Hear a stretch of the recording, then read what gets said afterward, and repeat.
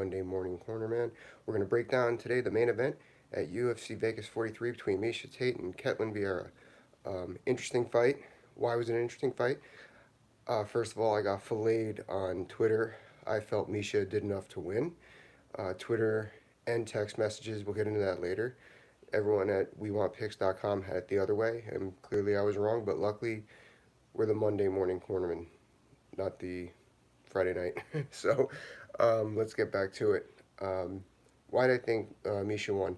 This is an interesting fight to break down because I felt it was what the fighters didn't do, which led to the decision, led to the progress of the activity. Why is that?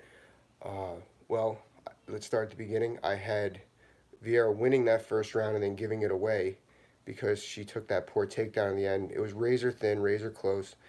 I just had Viera connecting more with the jab, keeping Miesha at the end of the jab, which she continued to do throughout most of the fight, using her length, taking advantage of the fact that, like myself, Miesha's not known for her stand-up, was very stiff standing up, and connecting. Then she took that poor jab, and that was enough for Miesha to defend, score a little bit, and sway the judges in her direction.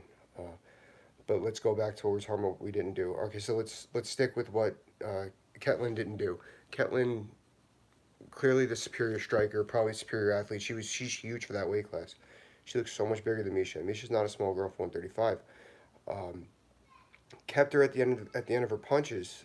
Kept her opponent at the end of her punches. But why didn't she just add more activity? I gotta think that that's because she was a little insecure with either getting taken down off the strikes or just didn't believe in her striking ability altogether. Her corner in between rounds 1 and 2 gave outstanding advice. Just said, hey, you threw that round away. Kind of like I just said, threw that round away. Strikes are landing. Keep up at it. Just pick it up a little bit. They didn't tell her to get reckless. They said keep her at the end. The 1-2s would have worked more. And as you saw in the fifth round, they were masterful. Beat her up. That fifth round was a stamp on the fight. But because of her inactivity, she allowed Miesha Tate, the world-class experienced opponent, former world champion, to capitalize on those small windows that she presented. You don't need much. At that level, it's not what you know. It's not who knows the most moves, who makes the least mistakes.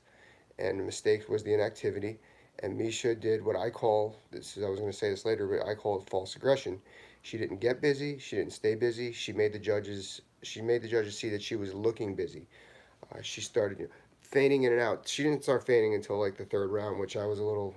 I thought that she should start doing that a little bit sooner. But she started feigning in and out, moving, not really head moving, but just going and just showing activity. Activity without activity. That's what she was doing. Show the judges that she was going to try and take control. Speaking of control, she took control of the center of the cage. She just she controlled the cage basically. That's what was winning her the fight. I felt from rounds 3 and 4. I told you she was given round 1 with that false aggression. I would have cleaned it up a little more with a little more head movement. I think that Miesha needs to box a little bit more. That's going to teach her to double down on a better stance, as well as, like I said, head movement. If Miesha was moving her head, I think she would have had a lot more success with both strikes and takedowns during the fight. I know myself, I need to move my head, and that kind of depicts what punches I'm going to throw, what takedowns I'm going to see. It allows me to slip under, and for the obvious reasons, I don't get hit as much. And in the fifth round, that was Miesha's problem. She kept getting hit, kept getting tagged. She was standing straight up, standing stiff. Even when she was fainting, it was like she was throwing her head in the air. So I think that much like we talked about last week, shadow boxing will improve Miesha's game tremendously. Another thing about Miesha's stance we were talking about was those elbows were way out. Elbows. So when someone's elbow's way out like that, what do you see? You see this window, right? I thought that Ketlen could have capitalized on that.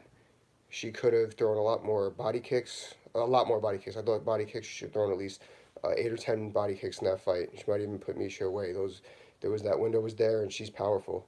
A lot more body shots. You want to stick to boxing.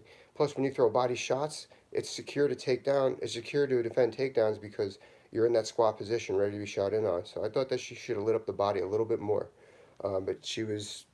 I don't want to say content, but more or less she was just doing enough to get by, and which I thought ultimately was what was going to lose her the fight. Like Dean Thomas actually said or what I was saying in the round three. We said he basically said it's not really what Miesha's doing. It's what Ketlen's not doing that's determining this fight. So that's another way of saying what I was saying is it wasn't that Miesha was winning the fight. It was that Ketlen was losing the fight, losing the rounds.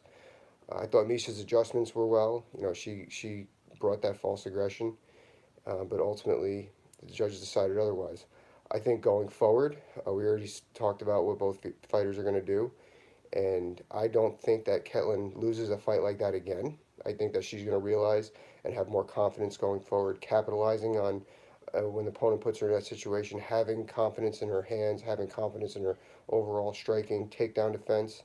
Um, she did get held against the fence a little bit, but I think that was uh, by design on Miesha's part. Not really inactivity, but cage control, getting inside. And I said this after the second round with both of them. I felt like how do I put it, where Miesha should have been doing more before the jab, she was looking to close the distance as far as she should have been feinting, double jabbing, half jabbing, level changing coming in. She should have been doing more before the jab is to what Ketlen should have been doing more after the jab. She should have established the jab, been a little more volume with jab 2-3, double jab kick stuff. She would have scored a lot more because she was starting to pop Miesha's head back. But again, I think it was just she was main event, 5 round fight too. We keep forgetting that. It was just she was trying to conserve a little bit more than she had to. Can't really fault her. I've been there. I know of a couple of my undercard fights with Bellator, especially when I was trying to play the stand-up game. I wasn't comfortable with it. I've been there where I was just doing enough just to get by. Even gave up the last round when I could have put the opponent away. It happens. That's why I'm the Monday morning corner man. I talk about what you should have done and didn't do. So anyway, well, we don't have a video next week. Let me know what you'd like. We don't have a fight next week to do a video on. Let me know what you guys would like to talk about. We're kind of discussing that with the We Want Picks crew right now, what we're going to do videos on. And we will have something for you. But if any ideas, please let us know. So you know how it goes. Like, subscribe, and share. Thanks, guys. Bye-bye.